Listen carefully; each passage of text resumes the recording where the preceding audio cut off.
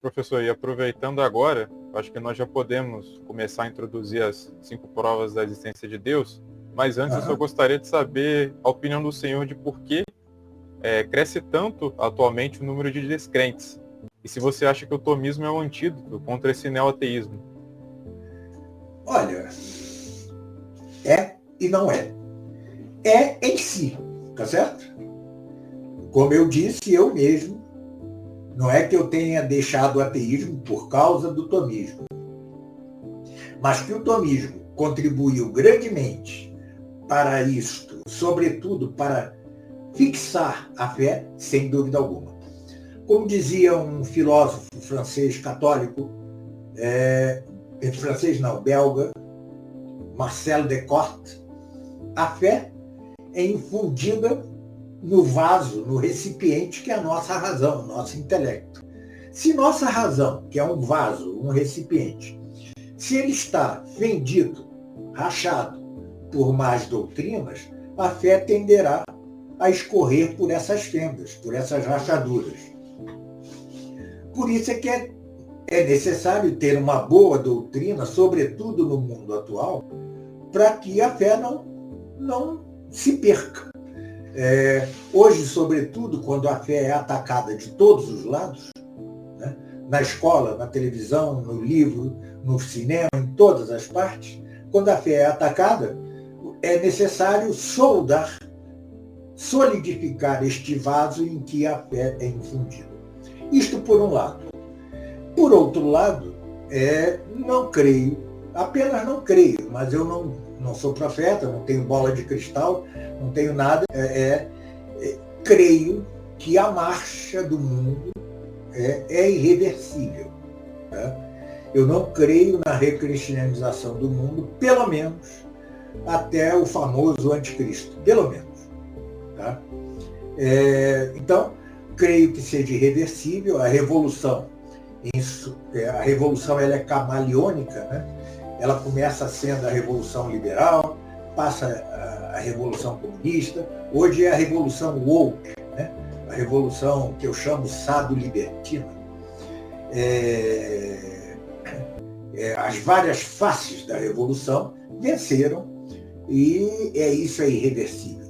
Mas o surpreendente, meus amigos, é que no Brasil, e só no Brasil, atenção, só no Brasil, no mundo inteiro, há, ainda que muito minoritário, um número grande de jovens que está buscando a igreja, que está buscando um catolicismo tradicional e que está buscando Santo Tomás.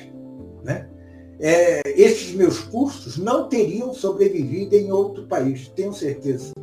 Absolutamente não. Eu acabei de dar uma entrevista para uma revista inglesa, cujo nome agora me escapa, e eu disse, eu fico aqui a especular, né, a conjecturar.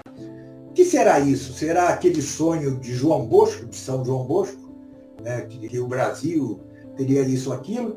Ou será aquilo que disse Nossa Senhora em Fátima, né, que Portugal não perderia a fé? Porque, com efeito, parece que Portugal já perdeu a fé em grande parte, mas o Brasil, como quer que seja, é parte de Portugal. Então, sem acreditar numa reversão da marcha do mundo, o fato é que o Brasil tem esta particularidade surpreendente.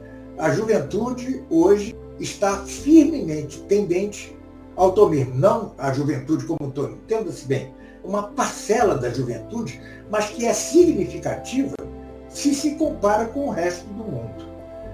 Então, eu não afirmo nada, apenas conjecturo, né?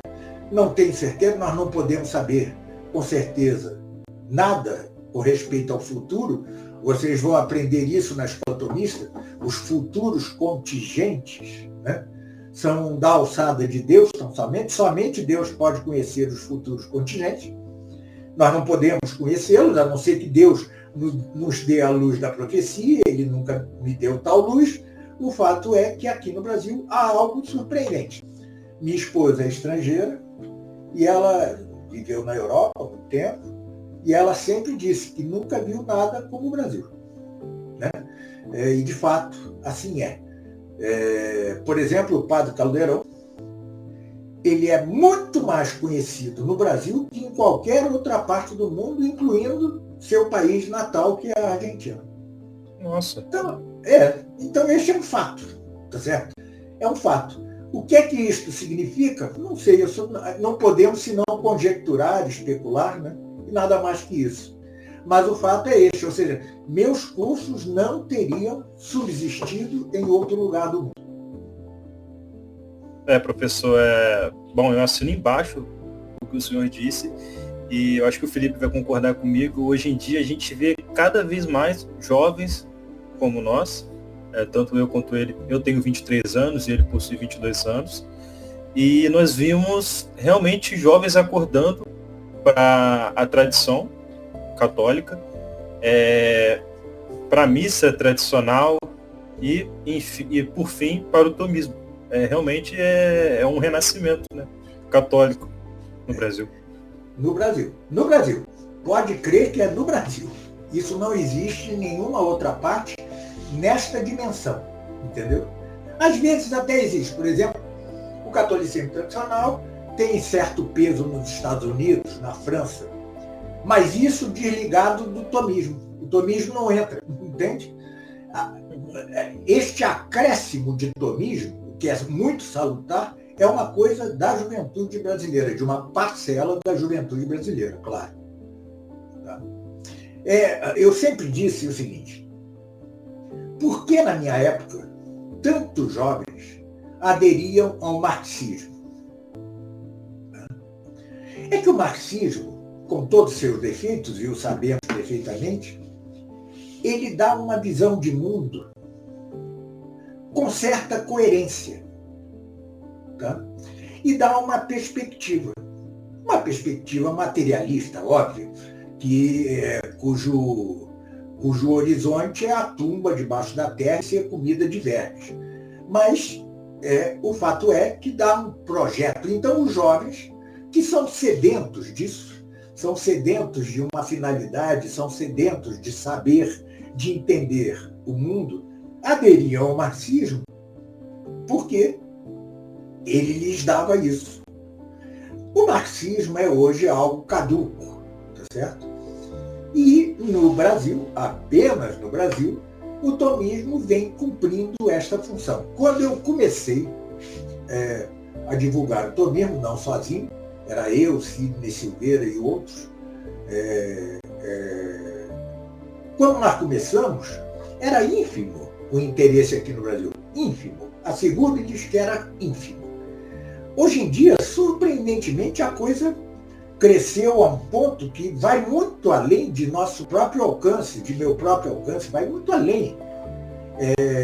Cresceu de uma maneira que, claro, não se deve a nós, mas o fato é que, desde nosso começo até hoje, houve um crescimento inesperado, né? De difícil explicação, mas pode-se explicar parcialmente, ao menos por isso, a decadência do marxismo, né? A maioria dos esquerdistas se torna o que eu chamo marcusiano, né? E sua agenda global, sua agenda woke, né? E isto não dá, embora desperte os instintos mais baixos dos homens, não dá aquela visão que Marx dava, né? Que era uma visão mais intelectual da coisa. Então, muitos jovens vêm migrando para o tomismo. É a coisa que eu senti em mim mesmo, né? O tomismo como um imã, como algo que nos atrai, porque dá isto que eu chamo verdadeiramente a tranquilidade na ordem, né? Ordena a nossa mente, muito mais que o marxismo ou qualquer coisa. Então, daí, essa é uma das explicações, mas, claro, não explica tudo. Se a tal guinada dos jovens, no sentido em que vocês dizem, isso se deve, sobretudo, ao Espírito Santo e não a homens, né? Agora, por quê? Como? Qual o alcance? Qual o limite disso? Nada disso se pode prever. Eu apenas conjecturo que a marcha do mundo para o anticristo é irreversível, coisa que eu explicarei no comentário ao Apocalipse, o livro que eu estou escrevendo há 10 anos, como disse,